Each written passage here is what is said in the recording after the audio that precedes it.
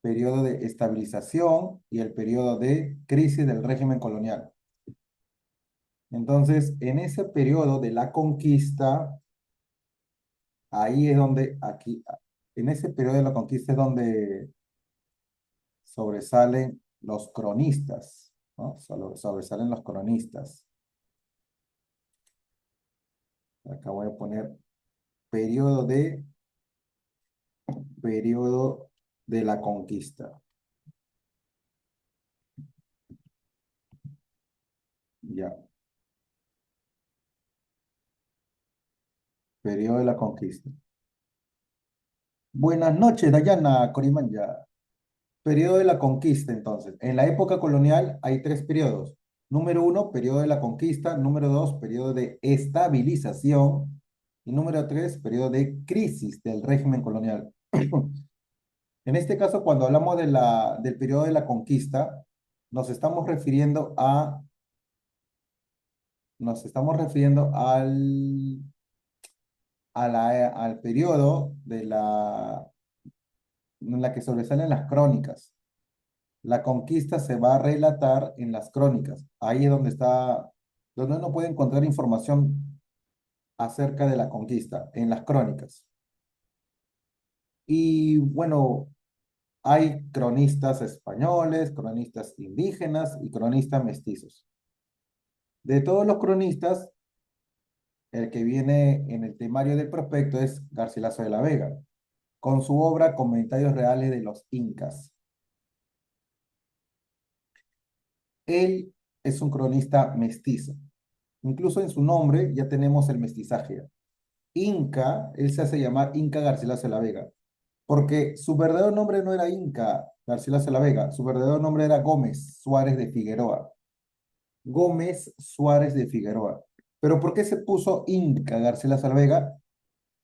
Para, de alguna manera, rendir homenaje, ¿no? A su familia materna, cuando él se hace llamar Inca, y a su familia paterna, cuando se hace llamar Garcilaso de la Vega, igual que su padre, porque su papá se llamaba Garcilaso de la Vega. Su papá se llamaba Sebastián Garcilaso de la Vega. Y, y Garcilaso se va a poner el nombre de su padre, pues, como un homenaje. Ese libro, esa crónica mestiza, está dividida en dos partes. La primera parte, publicado en 1609, y la segunda en el año 1617. ¿Cuál es la diferencia entre la primera y la segunda parte? En la primera parte hace referencia al Perú preincaico. Preincaico. Ahí están los mitos y las leyendas. También trata sobre el origen de los incas.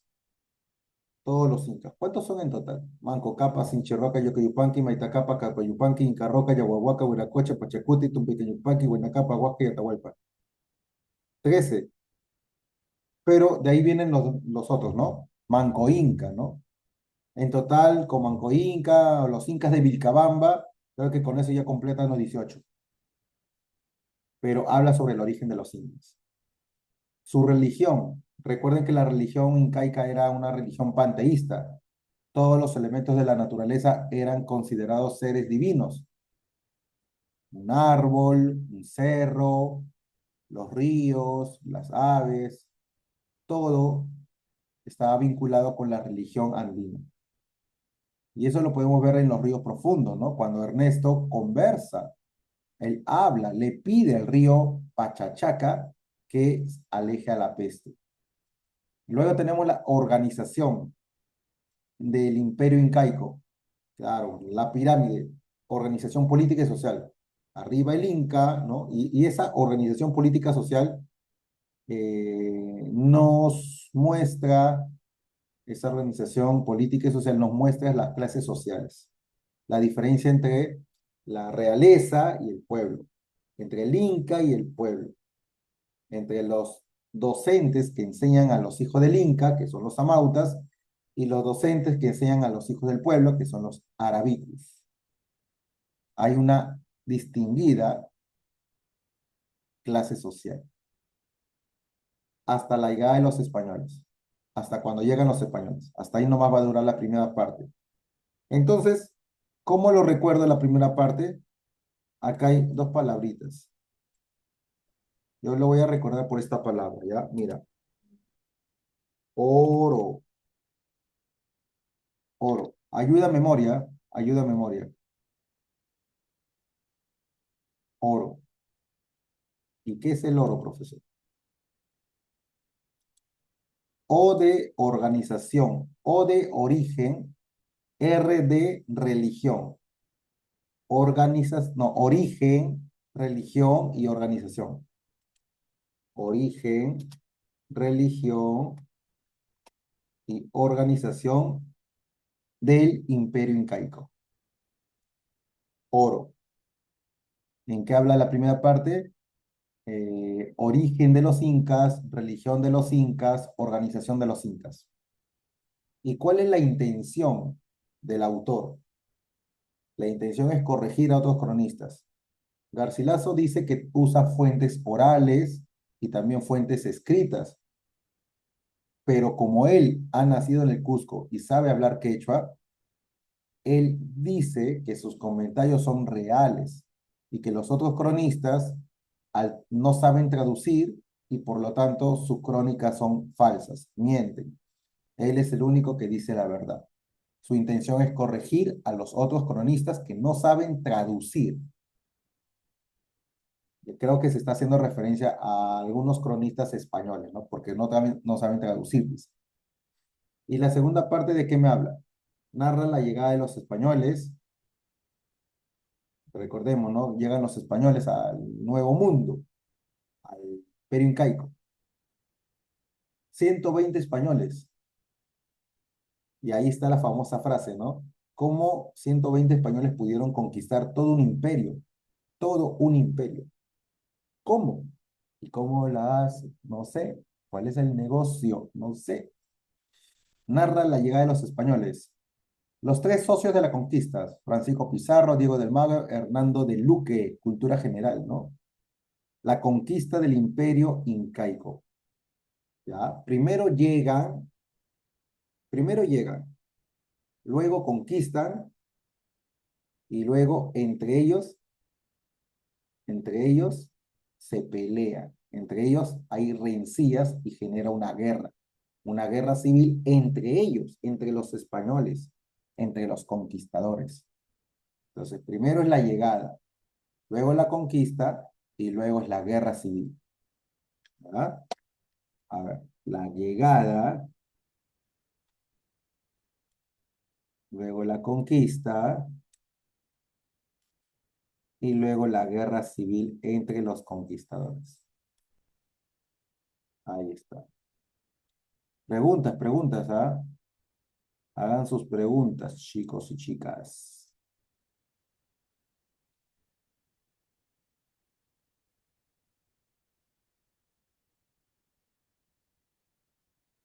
No eran los invasores.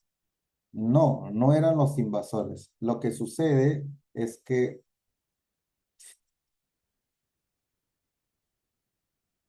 lo que sucede es que los incas,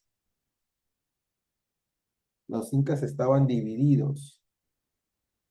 Habían gente que apoyaba a Atahualpa y había gente que apoyaba a su hermano, a Huáscar. Y Huáscar era considerado como un inca legítimo. La gente apostaba más por Huáscar y no por Atahualpa. Entonces, cuenta la leyenda de que Atahualpa mandó a matar a su hermano Huáscar para quedarse como inca, para quedarse como único heredero. Una ambición política. Pero también hay otra versión de que, de que, de que los españoles buscaron como pretexto eh, matar a Huáscar para dividir el imperio y después matar a Atahualpa. La, primer, los, los divide, los hace enfrentar, los divide y los mata uno por uno. No, no lo puede matar juntos. Si Atahualpa y Huáscar hubieran estado juntos y hubieran luchado contra los españoles, otro hubiera sido la historia. Pero por eso trataron de separarlos, de enemistarlos, para después agarrarlos uno por uno. Claro. Bien, entonces muchas tribus pensaban que los españoles eran los salvadores, ¿no? Que los iban a salvar de los incas, que los incas eran muy violentos. Pero al final, cuando dejaron entrar a los españoles no llegan a ser los salvadores, más bien los españoles llegan a ser los conquistadores. Pero como lo dejaron entrar, es como que una persona deje entrar a su casa a un ladrón. Entonces no hubo una invasión. ¿Por qué no hubo invasión? Porque muchas tribus se aliaron con los españoles. Tribus que estaban hartas de los incas. Esas tribus se aliaron con los españoles. Entonces, y los dejaron entrar al Imperio Incaico. Por eso no hubo una invasión. Entraron como Pedro por su casa. Hicieron lo que le dio la gana. Primero llegaron, entraron como si nada, como si no importara nada. Ya, entraron, conquistaron, conquistaron. Y luego de conquistar el Imperio Incaico, entre ellos también se enfrentaron, entre ellos. Pero ¿cuál es la motivación psicológica? Es reivindicar la figura del padre. Claro, porque al hablar de los españoles va a hablar de su padre, pero como su padre es considerado como un traidor a la corona española, Garcilaso tiene que reivindicar a su padre, o sea, decirle al mundo de que su padre no era un traidor. Por eso él escribe esa segunda parte, porque va a hablar de los españoles, y su papá era un español.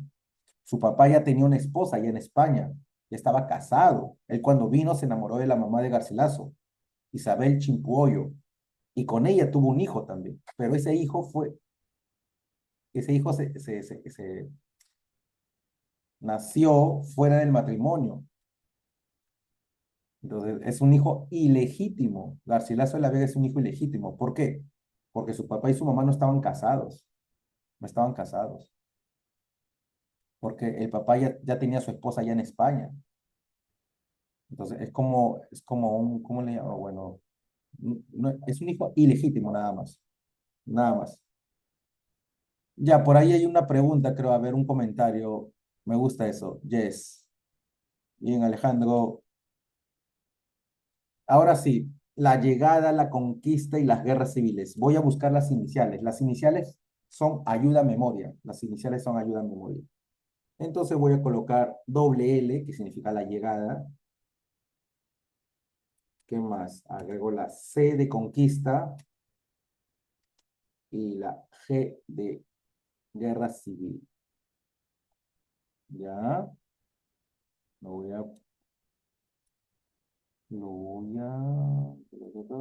otro color. La llegada, la conquista y la guerra.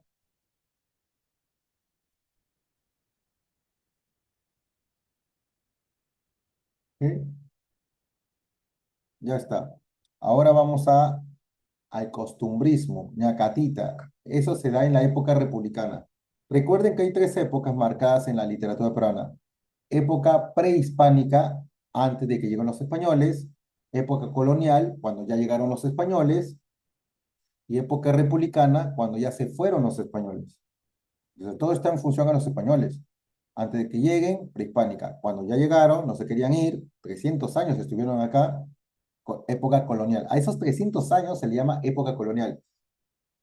Y los españoles dejaron todas sus costumbres, dejaron su herencia. Eso se llama la herencia colonial. Una herencia, por ejemplo, una herencia. ¿Cuál es la herencia que nos ha dejado los españoles? Muchas iglesias. Recuerden que las iglesias, en la época colonial, construyeron muchas iglesias con la finalidad de evangelizar, ¿no? A los pobladores del mundo andino. Y luego ya cuando se fueron los españoles, gracias a la independencia, el proceso de la emancipación, ahí el Perú adquiere su independencia y adquiere un gobierno republicano. Aquí tenemos costumbrismo, romanticismo, realismo, posmodernismo. No, no entra en el temario del prospecto, no está el modernismo. Ahí debía estar Chocano, pero no, no está. De frente, costumbrismo, romanticismo, realismo y posmodernismo. El cuarto lugar es posmodernismo. Vamos al costumbrismo. Se critican las malas costumbres. El costumbrismo tiene dos vertientes, criollismo y anticriollismo. A ver. Un voluntario para la lectura, por favor, costumbrismo. A ver, ¿quién dijo yo? Es pequeño, todo lo que está ahí, de ñacatita nada más, todos los datos. Estos se llaman rasgos formales, son las características. Recuerda que un examen de admisión viene características, pero no lo llaman como características, lo llaman como rasgos formales.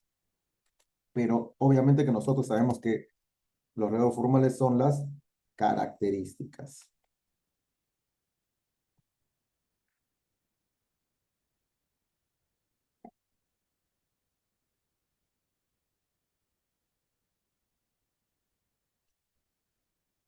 Ya. En el costumbrismo,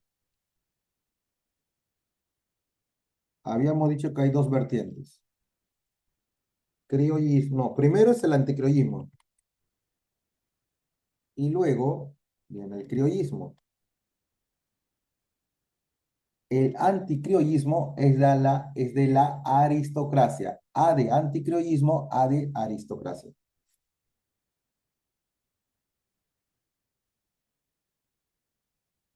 Y luego tenemos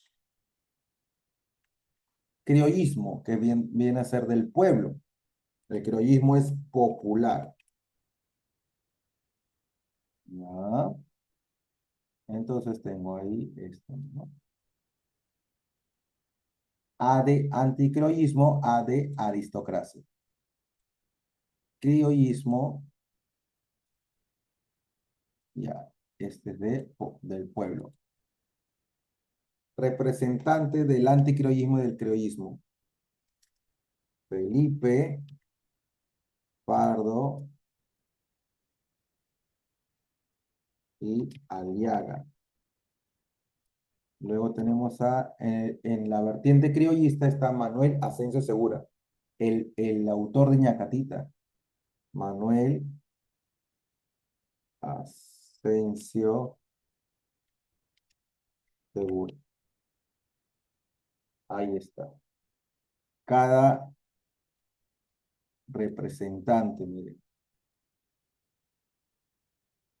Pero en el temario del prospecto no está Felipe Pardo y Aliaga, está Manuel Asensio Segura.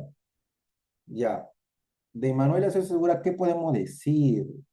Ya, sí, podemos decir mucho.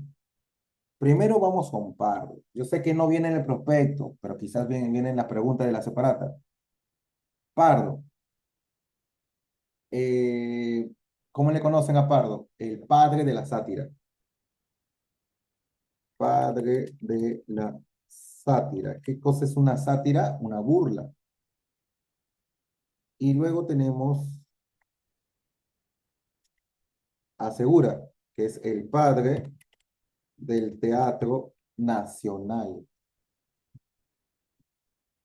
Por eso es que al Teatro Nacional le llaman el Teatro Segura, en homenaje a Manuel Asensio Segura, el padre del Teatro Nacional.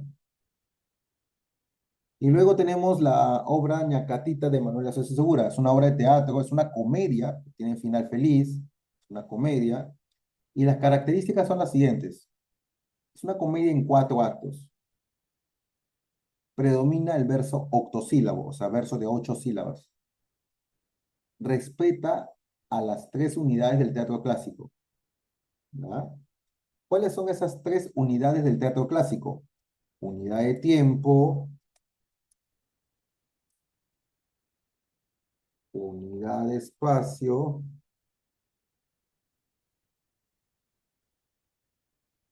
unidad de tiempo, unidad de espacio, unidad de acción. Unidad de acción. Tiempo, espacio y acción. Un solo tiempo, 24 horas. Un solo espacio. Todo se desarrolla en la casa de Doña Rufina. Y una sola acción. ¿La acción cuál es? El matrimonio concertado por los padres. Los papás quieren que su hija, Juliana, tenga un buen pretendiente. La mamá quiere que su hija Juliana se case con don Alejo, que es un viejo que tiene mundo, ha viajado, conoce muchos idiomas, se viste muy elegante, pero es presumido, pretencioso. Y eso no le gusta a Juliana, pues. Juliana prefiere salir con Manongo, que es Manuel.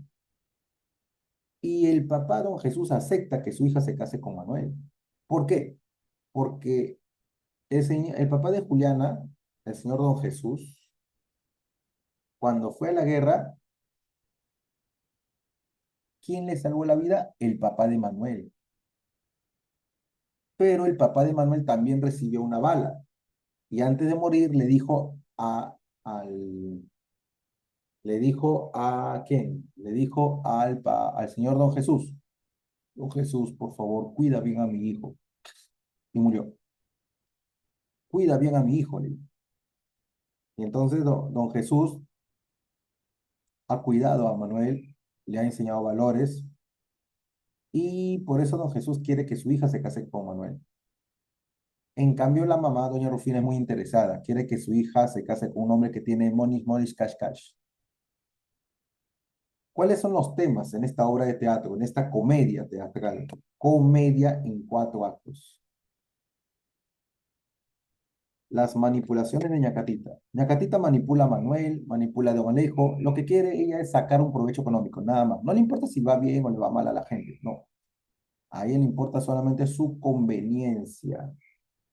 Número 2, segundo tema, el matrimonio concertado por la madre. La madre es la que le busca un buen pretendiente a su hija.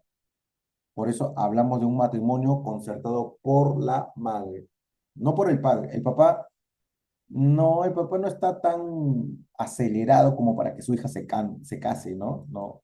En cambio, la mamá sí. La mamá ya quiere, ya, dice, ya, hija, cásate con un Alejo. Ese hombre es una mina, ese hombre vale un Perú, dice.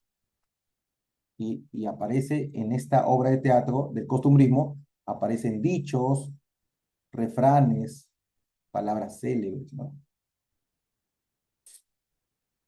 Y doña Juliana, doña Rufina, le dice a Juliana que trate bien a don Alejo. Le dijo, hijita, trata bien a don Alejo o si no yo te despellejo. Alejo, ejo, despellejo, ejo. Tiene su rima. Y esa rima es la que le da musicalidad al texto. Pero mamá, yo no quiero casarme con ese hombre. No lo soporto, es muy pretencioso, mamá. Y entonces, Ñacatita, que le gusta manipular la situación, Ñacatita también va a aconsejar a Juliana. Le va a decir, hijita, habla bien del que será tu marido. Señora, yo no me voy a casar con ese hombre. Prefiero tener un cordel en la garganta antes que casarme con ese hombre. Entonces, Ñacatita le dice, yo sé por qué estás así, hijita. Seguramente te gusta el tal Manongo, pero ese no tiene ni dónde caerse muerto. Con las justas, no consigue trabajo, no es un bueno para nada. Pero Julianita estaba tan enamorada de Manuel que le dijo a su mamá y a Ñacatita que no se metan en su vida, que no se metan en su vida. Ñacatita le dijo, hijita, si te juntas con Manuel, te vas a morir de hambre. Y amor con hambre no dura. ¿Qué significa amor con hambre no dura? Amor con hambre no dura. Pues, esos refranes, esas frases son propias del costumbrismo. O sea, a esto se le conoce como los giros populares, el lenguaje popular. El refrán forma parte de un lenguaje popular. Los dichos, como plata como cancha, también son parte del lenguaje popular. Los dichos, frases y refranes. Vale un Perú, ese hombre vale un Perú. Eso es una frase que utilizaban las abuelas de antaño. Y eso se va a ver, pues, ahí en el costumbrismo. Y también tenemos la rebeldía de la hija. La hija no se va a quedar de brazos cruzadas. La hija le decía a su mamá, mamá, yo no quiero casarme con ese hombre. ¿Por qué no, hija? Porque no es una...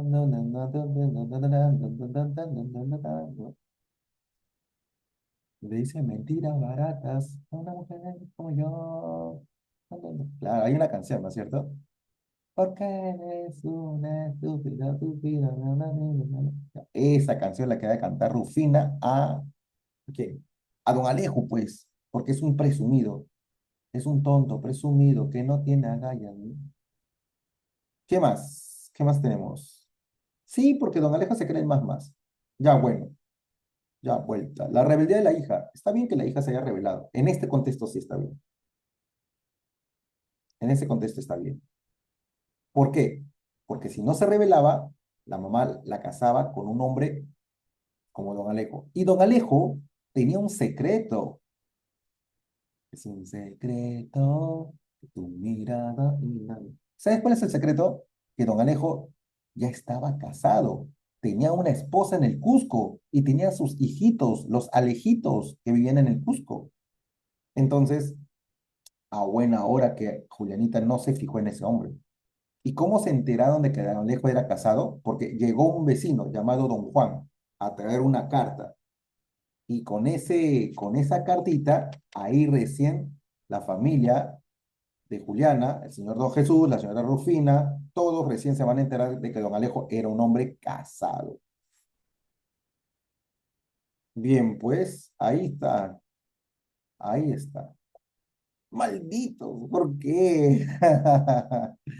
Era un hombre casado. Claro, pobrecita la chiquita, ¿no? Vamos al romanticismo. Aquí tenemos a dos tipos de romántico, pues tenemos así como hay dos tipos de costumbrismo, anticriollismo y criollismo, también tenemos dos tipos de romanticismo. El romántico intimista en la cual expresa su mundo interior, por eso le llaman intimista, lo más íntimo. Va a sacar sus emociones, va a sacar sus sentimientos.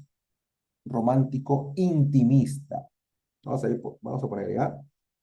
R intimista, no de intimidar, no de intimidar, no de atemorizar, no, sino del mundo interior. Y la otra es, la otra, siempre la otra. Romanticismo histórico. Ahí tenemos a Ricardo Palma en el romanticismo histórico. ¿Por qué? Porque el romanticismo histórico revalora el pasado. Sobre todo va a revalorar el pasado colonial. O sea, Palma va a hablar de las tres épocas de la literatura peruana. Va a hablar de la época prehispánica y según la época prehispánica, Palma va a escribir sus tradiciones ambientadas en la época prehispánica. Ejemplo, los incas ajedrecistas o la achirana del Inca. Tiene tradiciones que hacen referencia a los incas que saben jugar ajedrez. Luego, Palma escribe sus tradiciones ambientadas en la época colonial, ambientadas en la época donde aparecían personajes de la colonia, sacerdotes, santos que hacen milagros, virreyes que salen a escondidas del palacio de gobierno para encontrarse con algún amante. Mm. También Palma escribe tradiciones ambientadas en, ambientadas en la época republicana. En la época republicana tenemos a Ramón Castilla, sobre todo en el romanticismo. El contexto histórico del romanticismo es el gobierno de Ramón Castilla, el gobierno de la prosperidad falaz, en donde hay cierta estabilidad económica gracias al Popó del Guano. Y entonces, Palma va a hablar de Ramón Castilla. En una de sus tradiciones, habla de Ramón Castilla. Dice que Ramón Castilla hacía fiestas en el Palacio de Gobierno. Ah, pillín era Ramón Castilla, le gustaba la fiesta. Fiesta, fiesta, na, na, na, na, na. Todo fiesta lo veía. Ramón Castilla todo lo veía fiesta. Y le regalaban, como la Dina. Y lo malo, ¿cuál es lo malo? Ah, lo malo es que siempre le regalaban algo, pero cuando le regalaban, le obsequiaban presentes.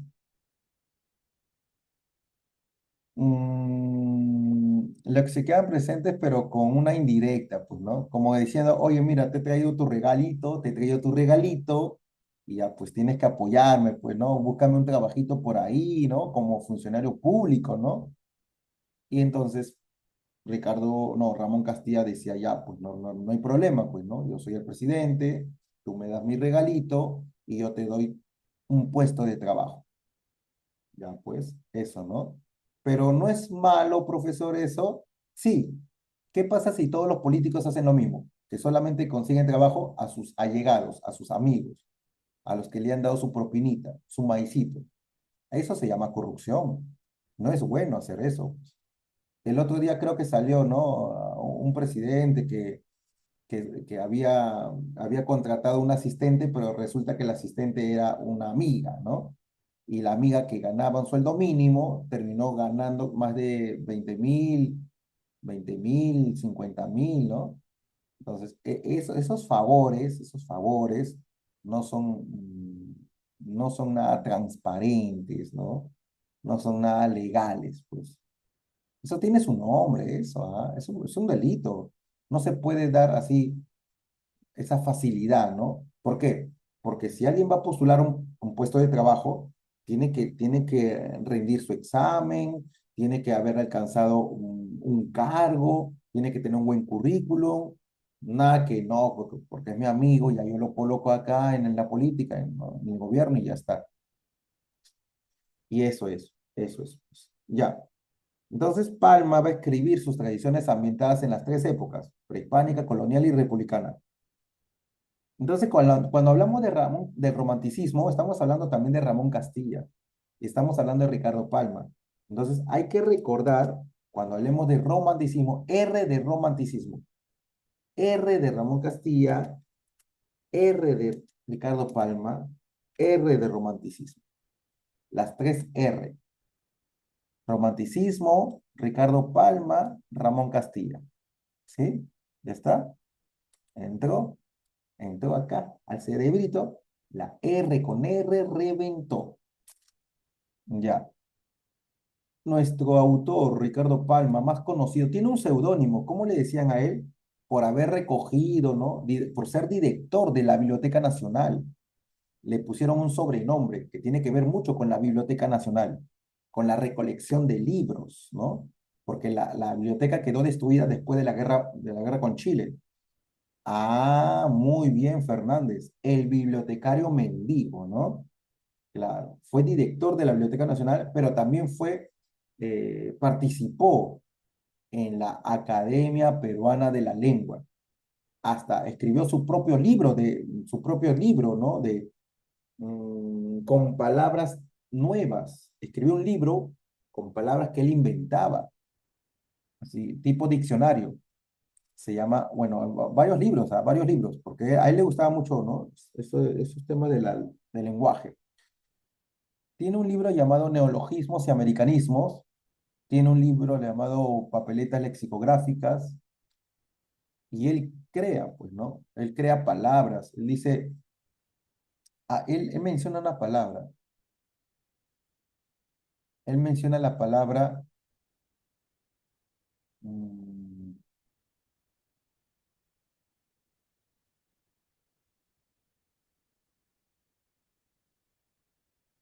menciona la palabra desnudarse. Desnudarse es quitarse toda la ropa. Pero hay otra palabra que se llama desvestir. Pero desvestir no es lo mismo que desnudarse, porque desvestir viene de vestido. Ricardo Palma dice, no, no es lo mismo, pues.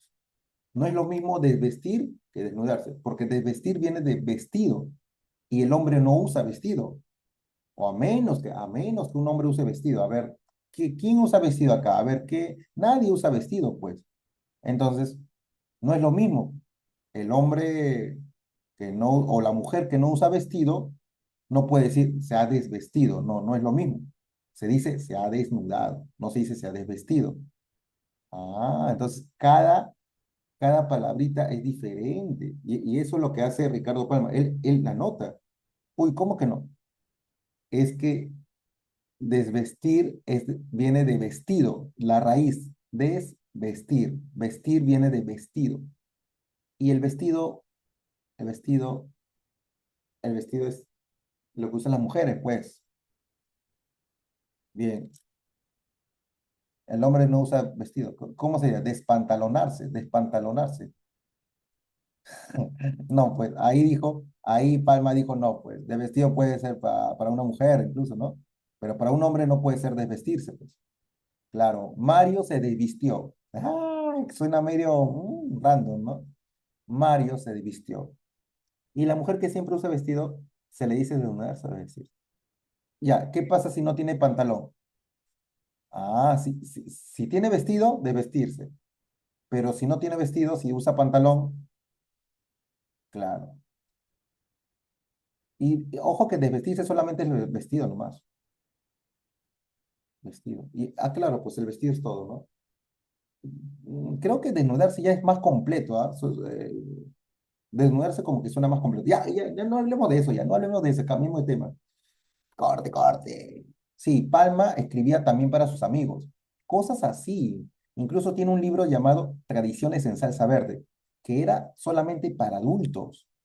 Sí, pero lo mandó a eliminar, pero al final sus amigos lo publicaron ya. El estilo de Palma lo aprendió gracias a los costumbristas. Palma va a utilizar la oralidad. Y recuerden que en la oralidad ahí están los refranes. En la oralidad están los refranes, los dichos populares, las frases. Eso está en la oralidad. El humor lo aprendió de los costumbristas. Y la ironía, que es la burla, la sátira, lo aprendió también del costumbrismo. Prácticamente Palma es un alumno del costumbrismo. Oralidad, humor e ironía. Eso es el estilo de Palma. Sus tradiciones peruanas tienen una estructura, están divididas en tres partes.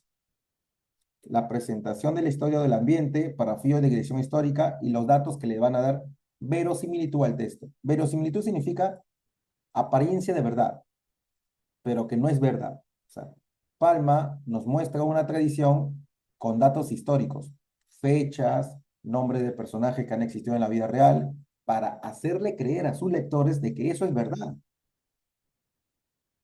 Y cuando uno lo lee, cree que es verdad porque hay fechas y hay nombre de personajes que han existido. Habla del primer virrey, habla del segundo virrey, habla del virrey Amat y Junien, que tenía su amante y que una vez azotó a un campanero porque le dijo, oiga usted, ¿por qué no hace sonar la campana cuando pase el virrey? Ahora vas a ver 100 azotes a ese señor malcriado ahí porque no hace sonar la campana justo cuando pasa el virrey. Y entonces el campanero, que ya estaba tan golpeado, dijo, no, no, le prometo que apenas lo vea de nuevo, yo voy a sonar la campana. Y justo en la noche, el virrey sale a escondidas para encontrarse con su amante y suben a un carruaje.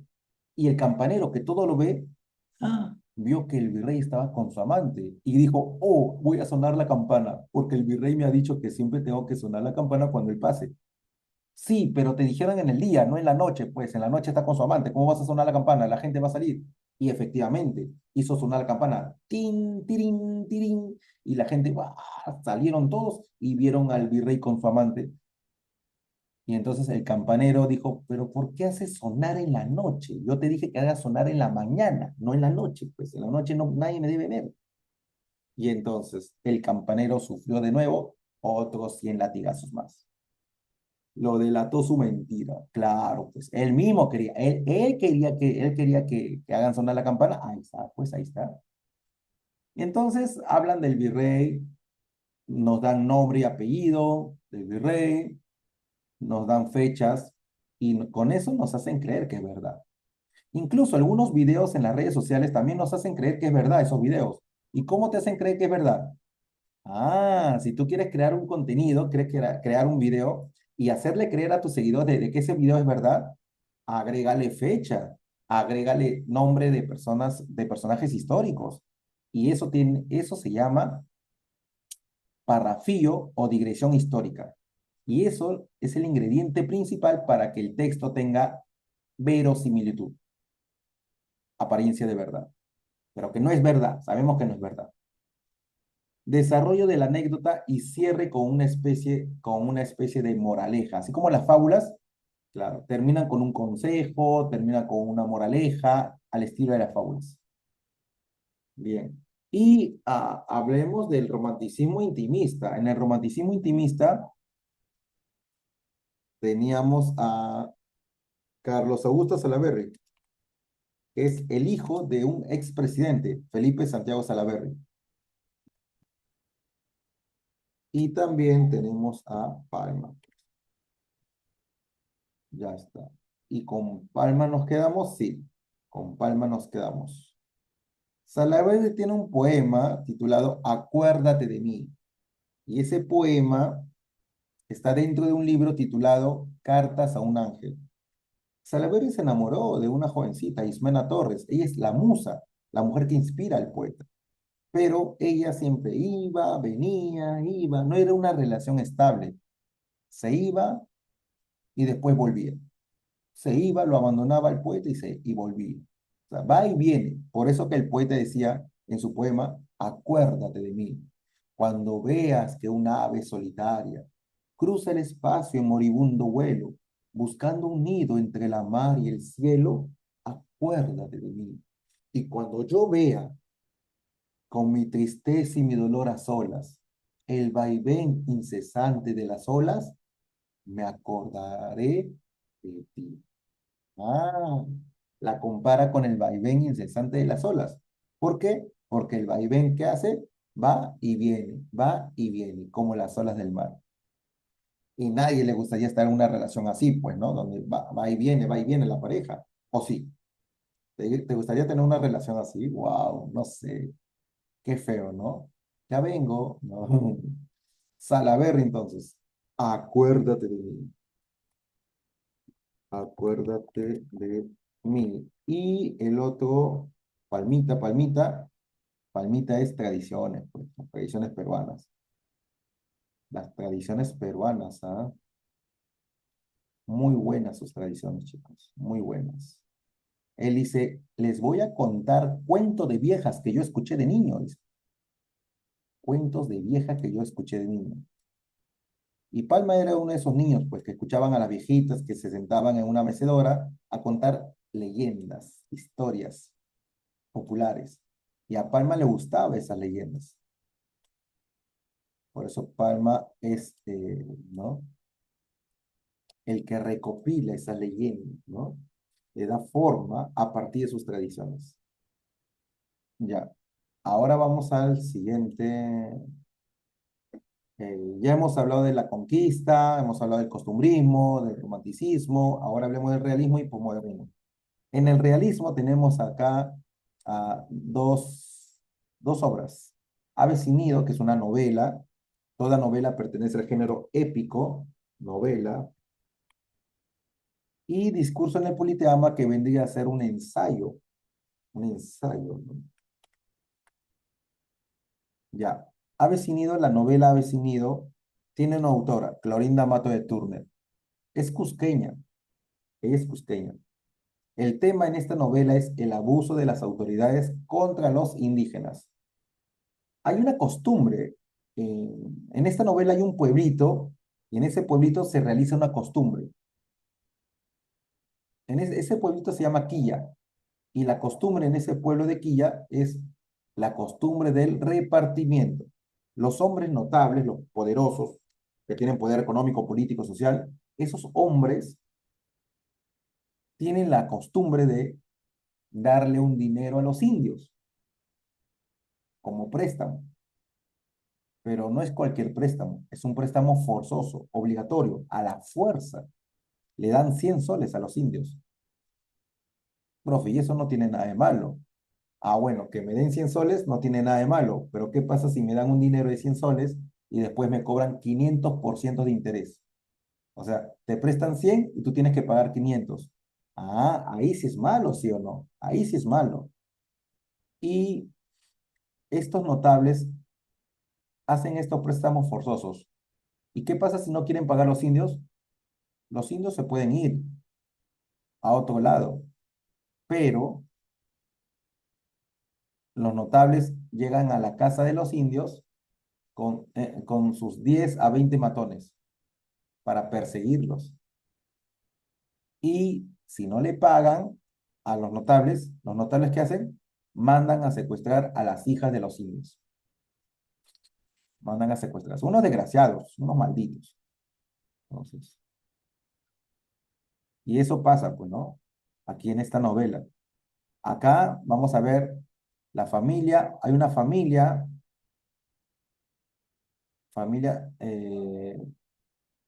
llamada la familia Yupanqui. Luego tenemos la familia Marín, que es la que va a apoyar y proteger a la familia Yupanqui. Y también tenemos a los notables. En los notables tenemos al cura Pascual y a un gobernador llamado Sebastián Pancorbo. Estos notables, tanto el cura como el juez, son los que van a abusar de su poder de autoridad contra los indígenas. Otros temas es la crítica al clero, porque acá el cura Pascual eh, discutió con la señora Lucía Marín.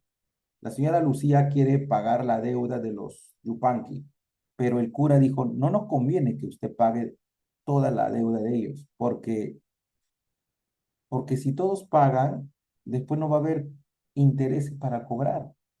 Entonces necesitamos que no paguen, que no ayuden a esos indios.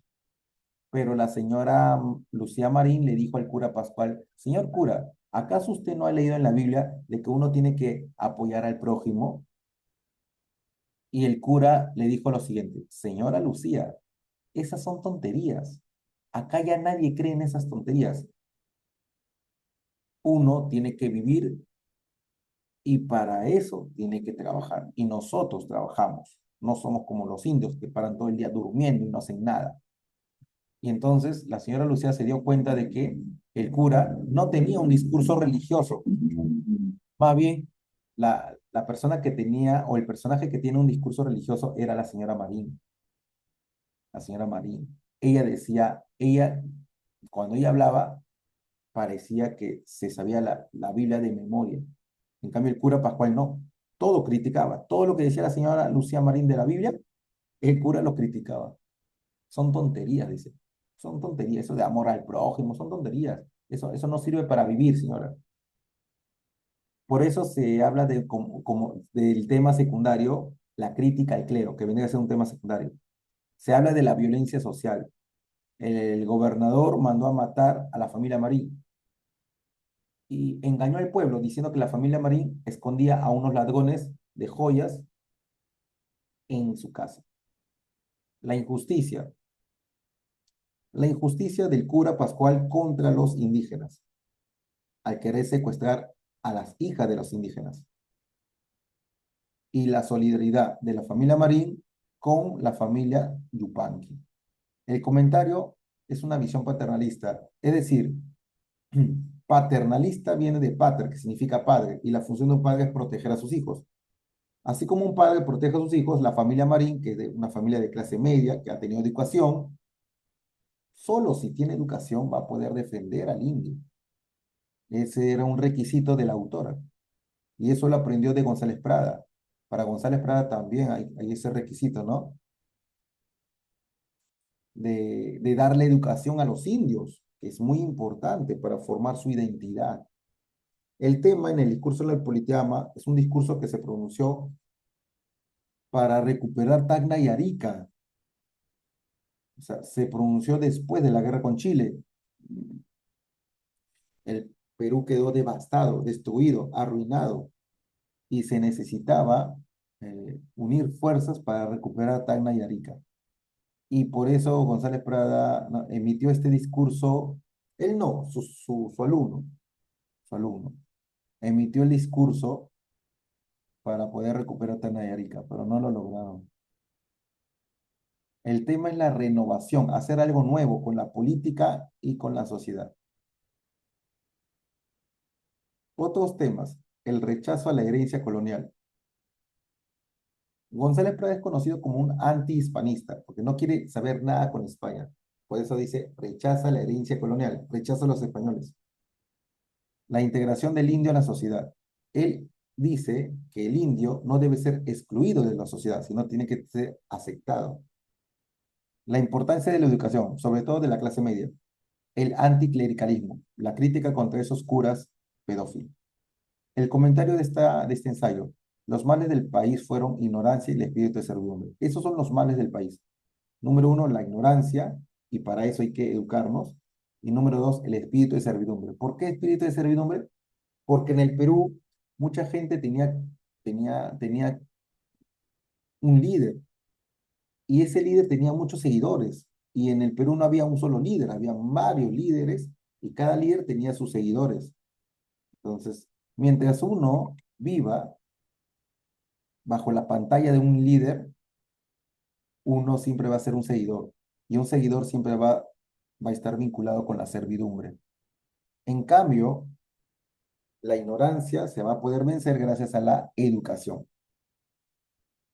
Y luego tenemos el posmodernismo. En el posmodernismo tenemos dos movimientos literarios. El primer movimiento se llama simbolismo peruano. Simbolismo peruano.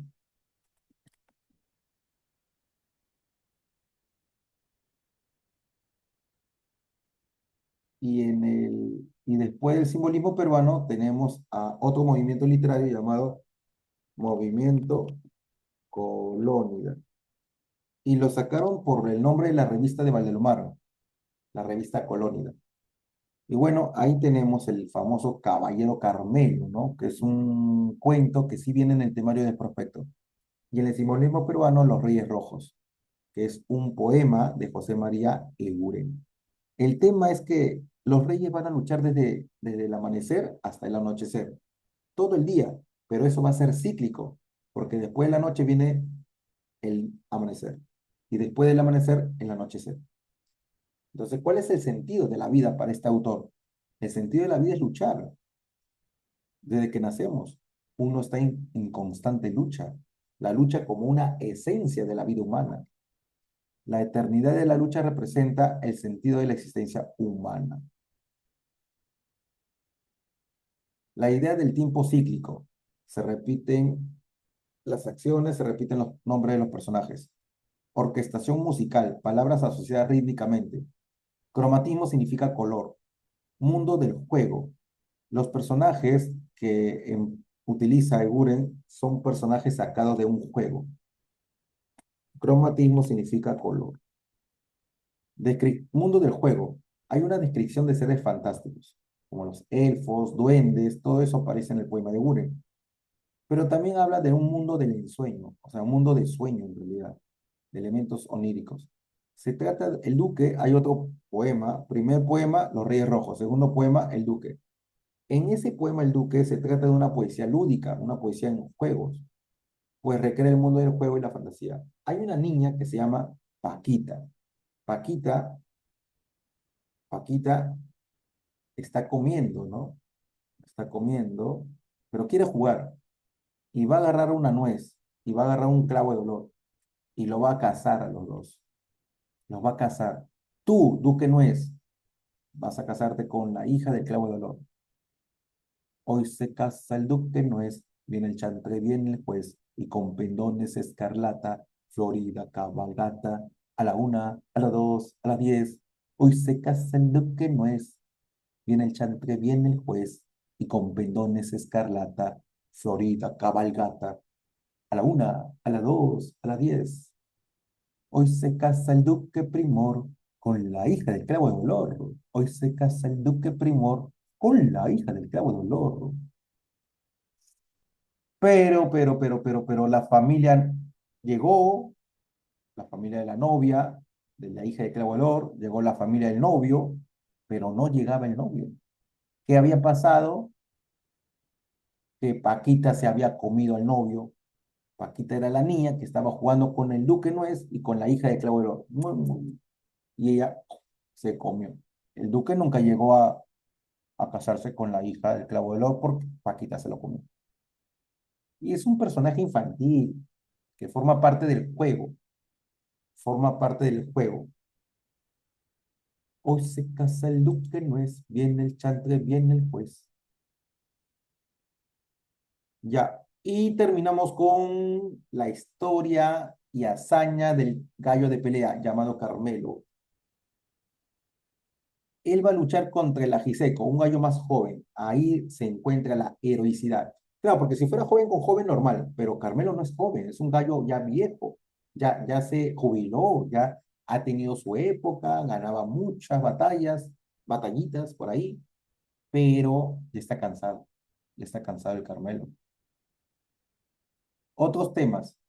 El que trajo al Carmelo a su casa se llama Roberto y se lo va a regalar a su papá. Su papá va a ganar muchas batallas con el Carmelo, pero ahora que está viejito, solo le queda recordar la vida aldeana. O sea, este cuento lo relata uno de los hermanitos de Roberto. Está contando la historia, uno de los hermanitos de Roberto. Entonces, el narrador es un niño. ¿Y qué representa el Carmelo? El siglo de oro, el siglo de oro, el Carmelo representa el siglo de oro del narrador infantil. Habla sobre la vida aldeana. Es una aldea, está cerca del mar, hay pescadores. El narrador lo llama hijos del sol. Se habla del hogar, se habla del heroísmo, gallo de pelea, y se habla de la muerte también. Ese gallo va a morir en cualquier momento, pero justamente ahí está su heroicidad, ¿no? Él es un héroe, es un gallo de pelea, no es un gallo doméstico, pues es de pelea, es parte de lo que él hace, o sea, normal, tranquilo nomás. El estilo de Valdelomar se destaca por el uso de un lenguaje refinado, fino de finos, y un lenguaje evocador. ¿Qué significa evocador? Un lenguaje lleno de recuerdos, que conlleva las imágenes plásticas. Conjuga, significa une la memoria con la narración, con la anécdota y con la descripción. Todo eso lo junta. ¿Y cuál es el comentario de este cuento del Caballero Carmelo? Es el sentido trágico. El sentido trágico se evidencia en la relación entre el destino del gallo y su familiaridad con la vida cotidiana del narrador. Ahí está el sentido trágico, ¿no? Entre el destino del gallo y su familiaridad con la vida cotidiana del narrador. Bien. ¿Hasta qué hora era? Ya me pasé, creo. Pues se casa el duque, no es bien el chantre, bien, pues, y con pendones escarlata, florida caballera. A la una, a la dos, a las 10. O se casa el duque primor con la hija del clavo de honor. Ya, tenemos todavía tiempo, chicos. Vamos a las preguntas, ¿ya? Vamos a las preguntas. Mm,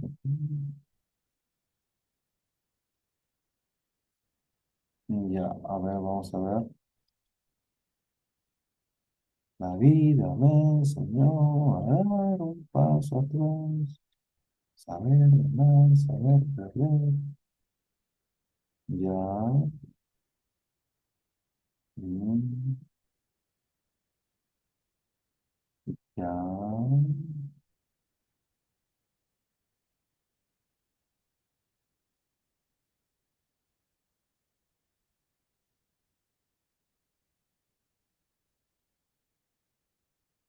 La uno, chicos, la uno. Primera parte de los comentarios. Acuérdate del oro. ¿Qué significaba oro? Origen origen del Imperio Incaico, religión del Imperio Incaico, organización del Imperio Incaico. Entonces, ¿dónde está el oro? C. Claro, chicos. Muy bien, chicos. Muy bien. Tú sí me representas. Bueno, yo me represento. No, tú me representas. No sé cómo es. Dos, dentro del proceso de la literatura peruana, la primera corriente de la literatura es el... ¿Cuál es la primera corriente?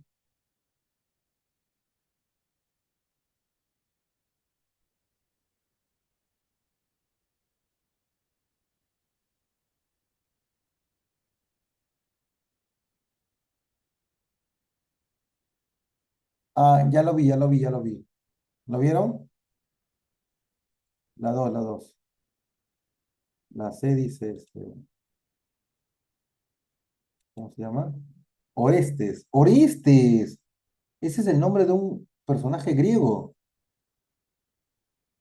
Orestes. Es el hijo, el nombre del hijo del rey Agamenón. Orestes. Bien, tú sí, La C, claro, pues. En la época republicana, el primer movimiento es el costumbrismo. Tres, poeta satírico. ¿Quién era el poeta satírico?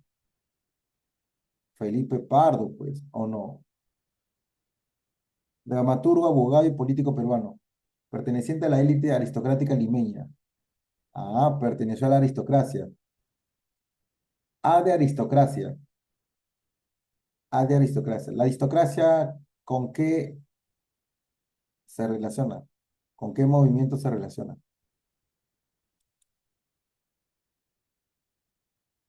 Eso dice. A de aristocrático, A de anticroísmo, ¿no? Sí, ¿no? Claro, pues. Vamos a la letra, a la número 4. A ver, están hablando de Pardo, Felipe Pardo y Aliaga. Escritor y dramaturgo peruano, representante importante del costumbrismo, dice, en los inicios de la literatura republicana. Es considerado como el creador del Teatro Nacional. Mira, el creador del Teatro Nacional no es Pardo. El creador del Teatro Nacional,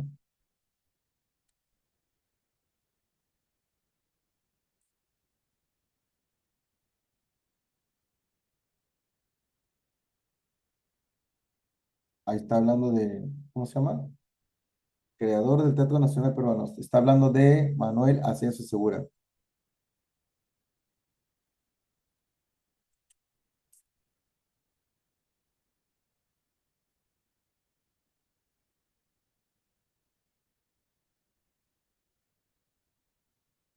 Ya, estamos hablando de Manuel Ascenso Segura. Una obra de Segura, chicos. La E dice. Muy bien.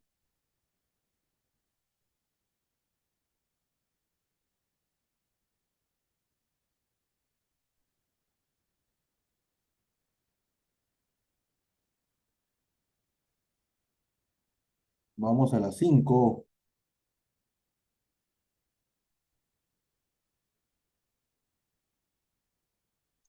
Fue hija de pequeños hacendados cusqueños. O sea, es una cusqueña, una escritora cusqueña. Aprendió quechua, lengua que defendió y en la que tradujo los evangelios de San Juan y de San Lucas.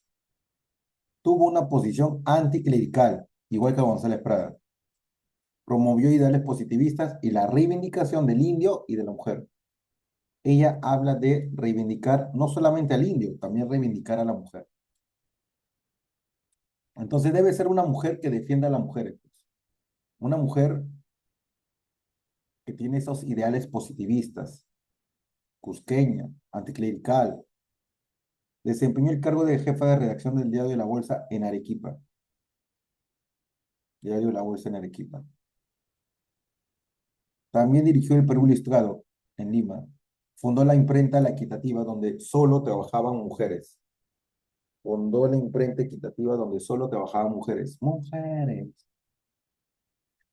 En 1895 se exilió en Buenos Aires, lugar en el que funda la revista Búcaro Americano. El texto se refiere a Clorinda Mato de Turner, autora de A ver, ella es autora de qué libro? A ver, sin nido, pues. Clarín, Clarín, Clarín. 7. En la obra, wow, esta pregunta sí es muy extensa. En la obra ñacata, pero no se dejen asustar por esa. Cuando hay preguntas extensas, es más fácil todavía. En la obra ñacatita de Manuel José Segura, ¿cómo se describe el carácter ñacatita y qué rol desempeña en la trama de la comedia?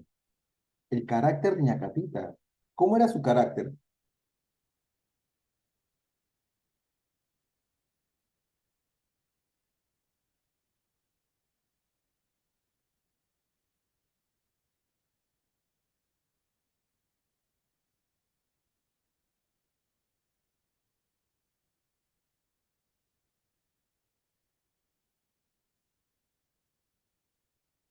Al ojo,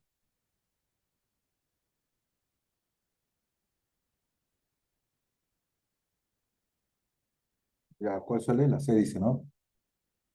Representa la alcahuetería. Recuerden que en el último examen San Marcos preguntaban mucho sobre los personajes. ¿Qué representa el personaje? ¿Qué simboliza el personaje? ¿A qué se enfrenta el personaje? ¿Qué es lo que siente el personaje? ¿Qué es lo que siente? ¿Qué es lo que piensa? ¿A qué se enfrenta? ¿Qué es lo que cuestiona? ¿Qué critica? ¿Qué representa? ¿Qué simboliza? ¿Mm? Entonces representa la alcahuetería, ¿no? 7. El realismo surge en el Perú como producto de y tiene como líder de este movimiento a... ¿Ya?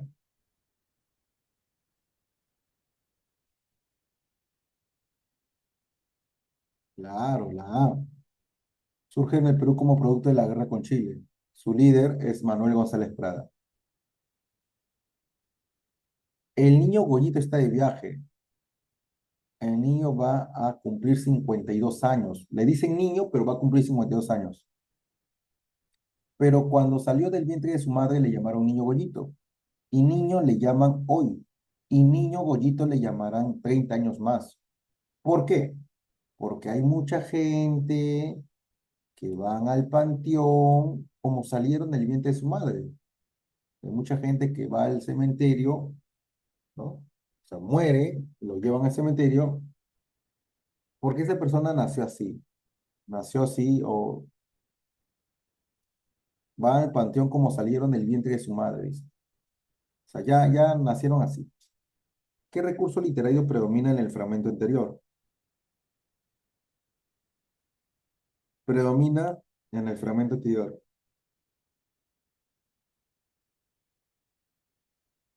¿Y qué función cumple dentro del contexto narrativo de la obra Un viaje de Felipe Pardo y Aliaga? A ver. El recurso predominante es la hipérbole, que sirve para exagerar la inmadurez del personaje y criticar la falta de crecimiento personal de la élite limeña en el periodo postcolonial.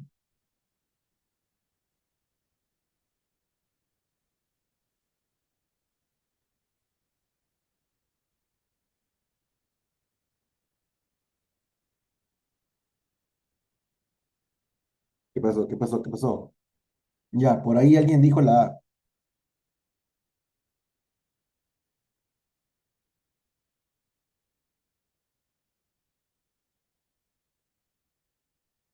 Mm,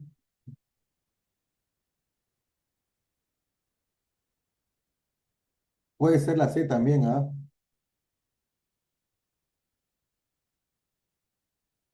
Anáfora no hay. Anáfora no hay. Ironía. Paralelismo. No, no hay paralelismo.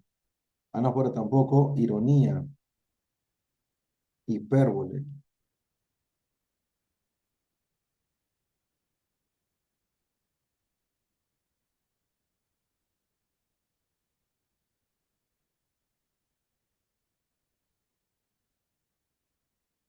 La ironía sería de Palma.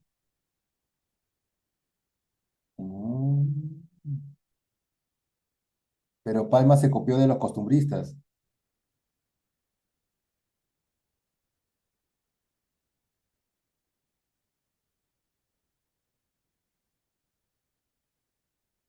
Utilizada para subrayar el contraste entre la edad física del personaje y su actitud inmadura, criticando las costumbres conservadoras de la aristocracia.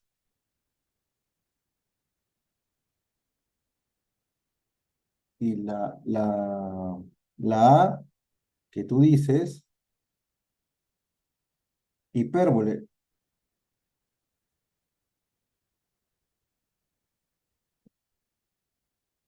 no hay hipérbole. Sí.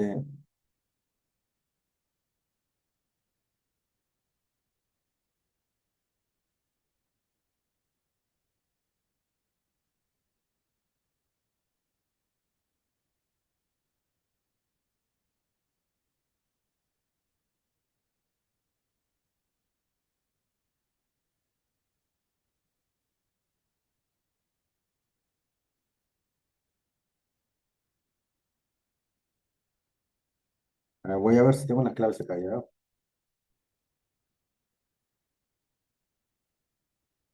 Hipérbole, ¿no?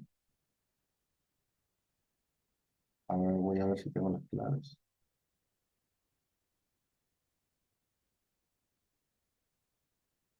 Regular. ¿Este que es regular, chicos?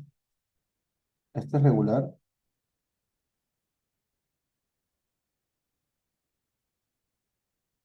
Ya, la 7 salió la 7 salió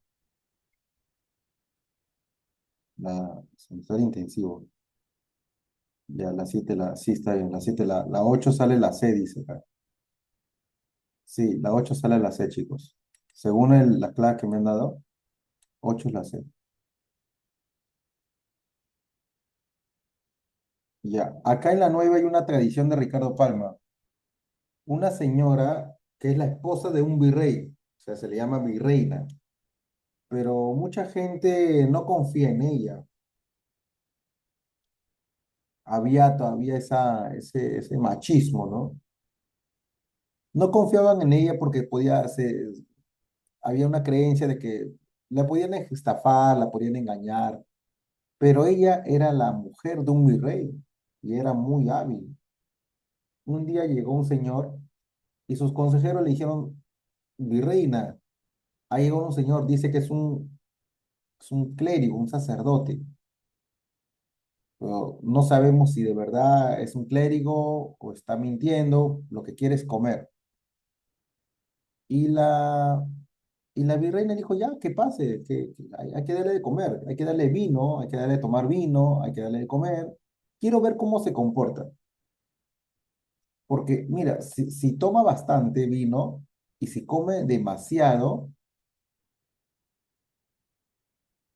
si come bastante y toma demasiado, sí es un sacerdote. Y si no come y no le gusta tomar, no es un sacerdote. ¿El qué ha dicho? Ha dicho que es un sacerdote. Ahí vamos a ver. Y le sirvieron de tomar, le sirvieron de comer y vieron, wow. Y la virreina le decía, beba, padre, beba, beba que le da vida. Beba, beba, beba, beba todo, no se preocupe. Y el padre, todo, ¿no? Dama de mucho cascabel y de más temple que el acero toledano fue doña Ana de Borja, condesa de Lemos, virreina del Perú. Por tal la tuvo San Martín, doña Mariana de Austria, que gobernaba la monarquía española durante la minoría de Carlos II. Pues, al nombrar virrey del Perú al marido, lo proveyó de real cédula, autorizándolo para que en caso de que el mejor servicio del reino le obligase a abandonar Lima, pusiese las riendas del gobierno en manos de su consorte. Entonces, acá tenemos, uno, es una tradición de la época republicana. Si me hablan de un virrey o de una virreina, ¿será de la época republicana? No. Dos, ¿pertenece al romanticismo historicista? Sí. Tres, representa la historia del gobierno de una virreina. Sí. ¿El texto corresponde a la etapa poética de Ricardo Palma? No. Dos y tres. A ver, chicos. Orestes siempre tuvo la razón. Ya. La número 10 tiene que ver mucho con la novela Aves sin nido. Y acá hablamos de ese préstamo forzoso, ¿no? Le llaman adelantos forzosos, que, bueno, llegan con un 500% de interés.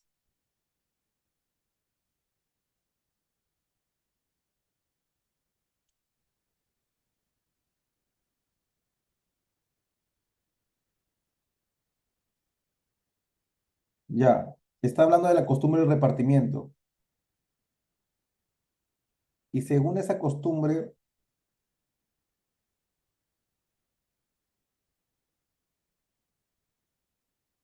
a ver, ¿qué se presenta según esa costumbre? Estamos en la número 10. Estamos en la número 10.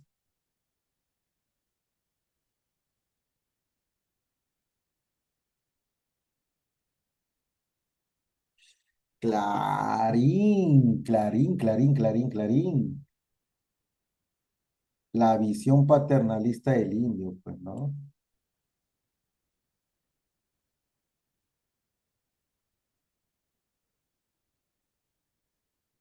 Mira, en la número 11 tenemos un fragmento.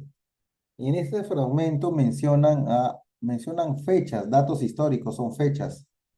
Mencionan a Núñez, mencionan el Callao, lugar histórico, a lo de Cádiz.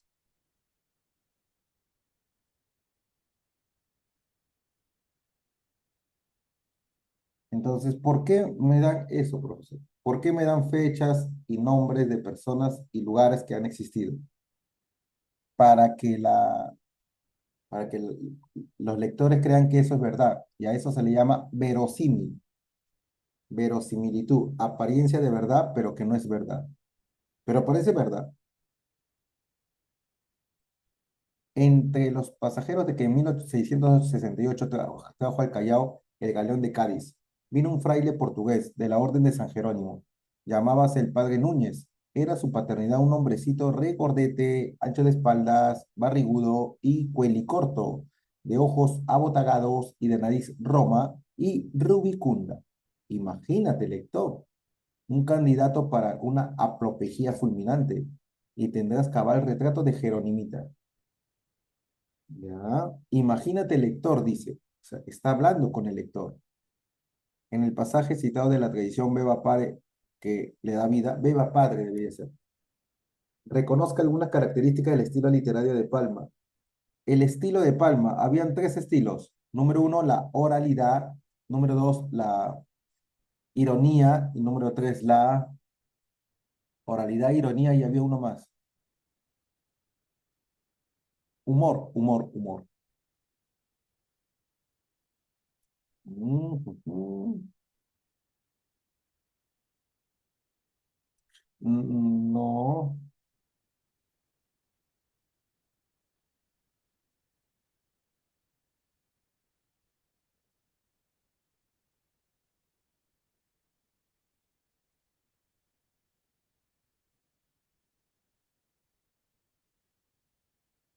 Sí, la letra E, ¿no? Hay un diálogo con el lector.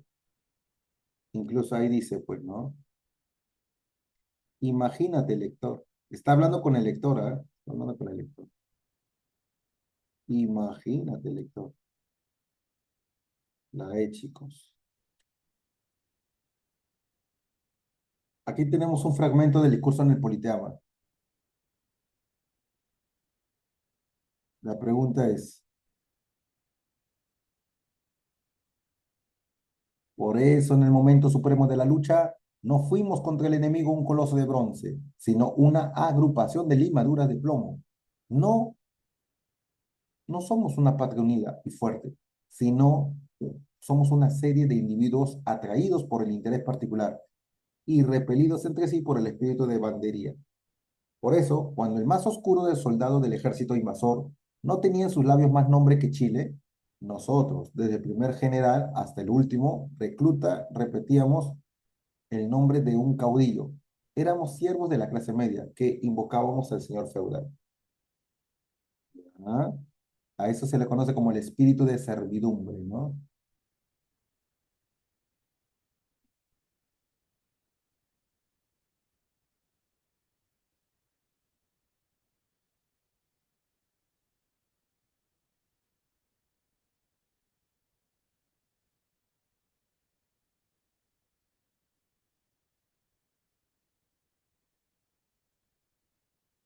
La A dice, hace alusión al espíritu de servidumbre que caracteriza al peruano.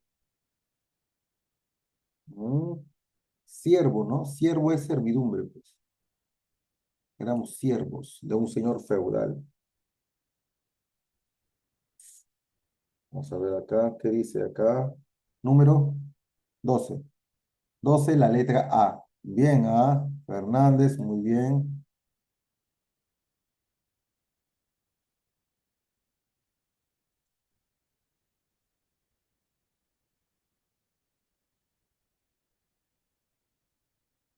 Vamos a la 13. ¿Qué es lo incorrecto sobre Ricardo Palma?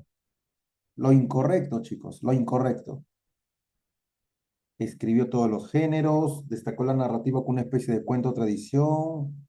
Su poesía refleja rezagos del costumbrismo. Se le considera el máximo representante del romanticismo intimista. Intimista.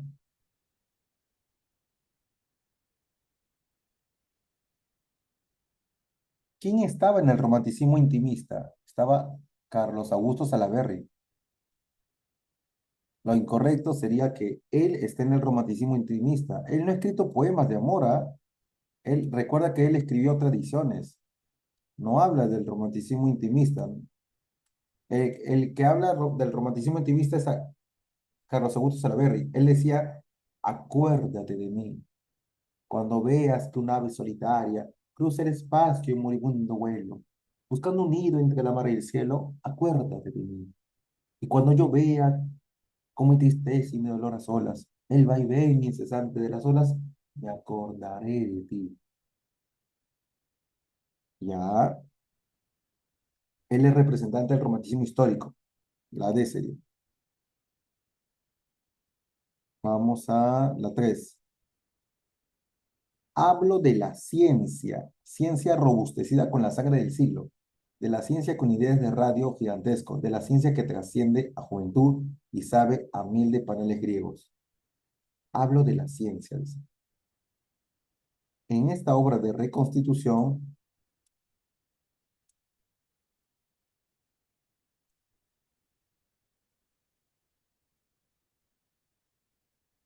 ciencia que trasciende a juventud y sabe a miel de panales griegos. En esta obra de reconstitución y venganza, no contemos con los hombres del pasado. No contemos con los hombres del pasado. Los troncos añosos y carcomidos produjeron ya sus flores de aroma deleterio y sus frutas de sabor amargo. Que vengan árboles nuevos a dar flores nuevas y frutas nuevas. Todo nuevo. Señale la característica del realismo peruano. A ver, característica del realismo peruano. Número 14. Avión, dice. Avión. ¿Por qué avión, profesor? Porque acá está la famosa frase, que vengan árboles nuevos a dar flores nuevas y frutas nuevas.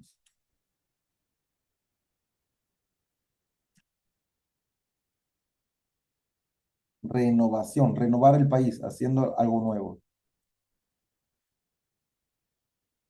15, y con esto acabamos. En efecto, incorporóse el Carmelo, su enemigo, el ajiseco, como para humillarlo, se acercó a él, sin hacerle daño. Nació entonces en medio del dolor de la caída todo el coraje de los gallos del Caucato, incorporado el Carmelo, ¿no? Como un soldado herido, cometió de frente y definitivo sobre su rival, con unas navajas, ¡pum!, en el pecho del contrincante. Fue entonces cuando el Carmelo que se desangraba se dejó caer, pues que el ajiseco había enterrado el pico. La jugada estaba ganada y un clamoreo incesante se levantó en la cancha. ¿Qué tema del relato El Caballero Carmelo de Valdemar se aprecia en el fragmento anterior? Ah, ahí está hablando de cuando ya terminó la batallita o al inicio.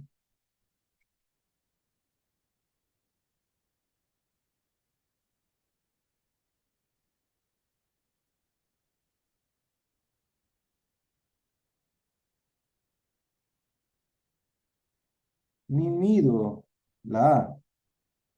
A ver, nos dan un fragmento y nos piden el tema. El fragmento. El tema, ¿cuál es? La historia y hazaña del Caballero Carmelo. Pero también hay otros temas, la vida aldeana, la muerte, el heroísmo. Vida aldeana no hay. La muerte y el heroísmo puede ser.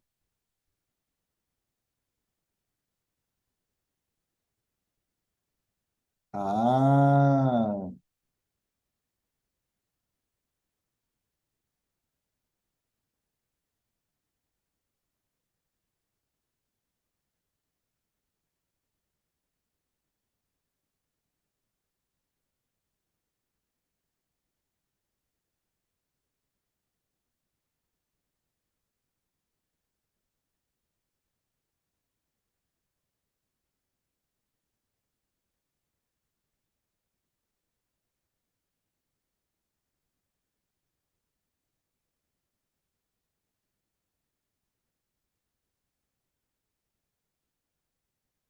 a ver, habla de la muerte, ¿no? Porque murió, ¿no? Fue entonces cuando el Carmelo que se desangraba se dejó caer, después que la Giseco había enterrado el pico. La jugada estaba ganada y un clamoreo incesante se levantó en la cancha. Pero ojo que no muere ahí, él muere en su casa, lo llevan a su casa, lo llevan a su casa. En ese momento no muere, solamente se había desmayado. 15 la letra A. 15 la letra A. Ah, ya. 15 la letra A. Entonces, el que dijo esto sabe que el tema es la historia y hazaña del Caballero Carmelo. Bien, chiquitines, eso ha sido todo por hoy. Espero que les haya gustado la clase. Hemos terminado las 15 preguntas y ya saben, eso ha sido todo por hoy. Estoy cansadito, chicos. Bien, cuídense bastante, ¿ya? Le voy a mandar al tutor o a la tutora el PPT, ¿ya? ¿Está bien? ¿Sí? ¿Quieren el PPT, verdad? Sí, Ok, profesor. muy bien. Genial. Entonces, ahí le envío con el tutor. Chao, cuídense bastante, nos vemos. Hasta luego, profesor. Muchas gracias por la clase. Hasta luego. Ah, gracias a ustedes Muchas también. gracias. Ok, hasta luego.